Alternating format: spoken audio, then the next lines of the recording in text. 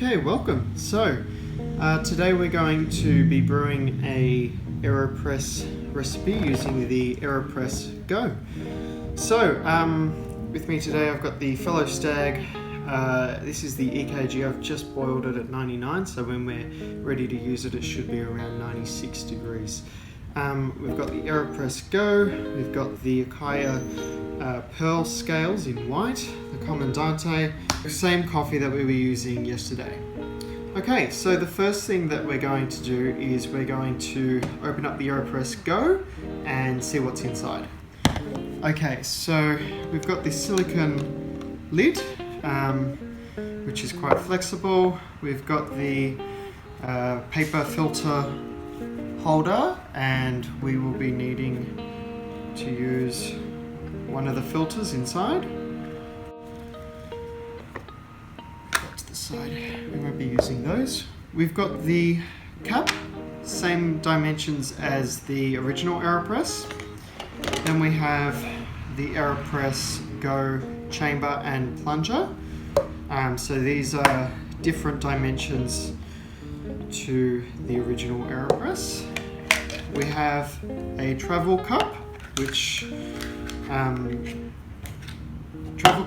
we've got a coffee scoop, as well as the AeroPress Go stirrer. Okay, so the first thing that we're going to do is we're going to brew the right way up, so it's not going to be inverted. We are going to place our paper filter in the cap and screw on the chamber. Then I'm just going to quickly put some hot water in here, pre-wet that filter, and it'll be ready to use. So for today's recipe, we're going to be using 15 grams of coffee. Cool.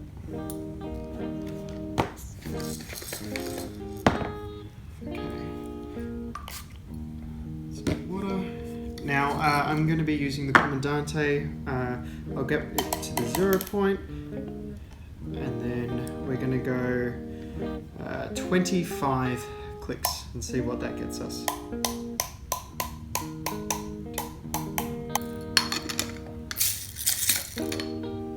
Make sure nothing's stuck. Alright, let's give that a quick grind.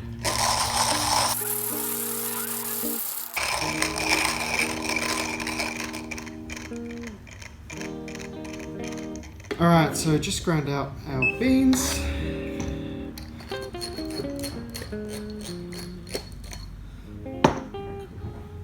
Alright, so that's zeroed out. This fits perfectly, so the Comandante glass fits very neatly on top of the AeroPress Go and the original AeroPress chambers. Cool, 15 in, 15 out. So let's start brewing. We're going to tear this out, and we're going to put our water in and start the timer at the same time. So we're just going to put in about 30, got 35, but it's not too fussy.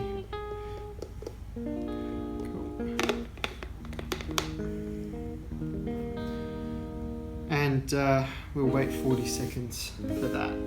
Now this is the blooming, so all of the gases are going to release out of the coffee, all of the carbon dioxide, and yeah, it's important just to make sure that all of your grounds are wet, and that's why I gave it a little stir.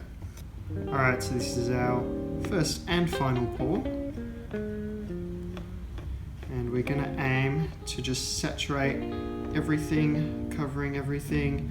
You can go a little bit aggressive, and we've got 250 grams total brew water.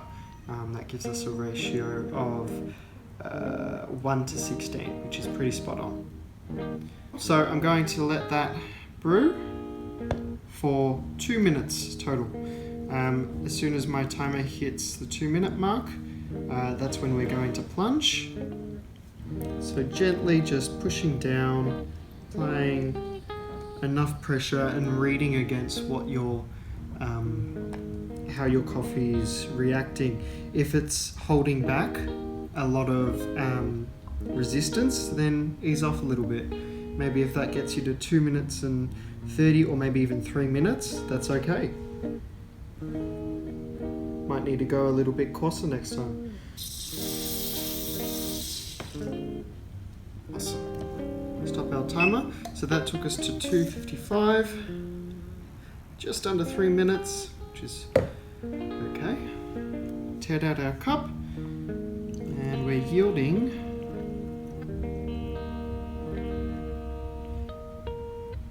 226.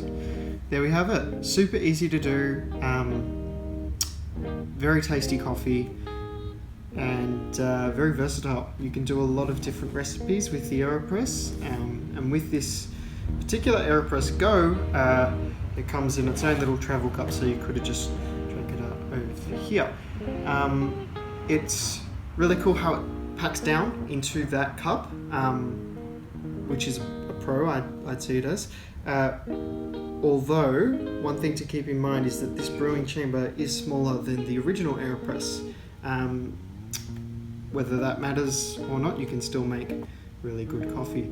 If you're wanting to make 2 cups, you can play around with the dose a little bit, and you can also add in more water. So the way you do that would be making a stronger cup of coffee using more coffee grounds, and then adding water to top it up. Awesome. Thanks so much for watching. I'm going to enjoy this cup of coffee, and I'll see you next time.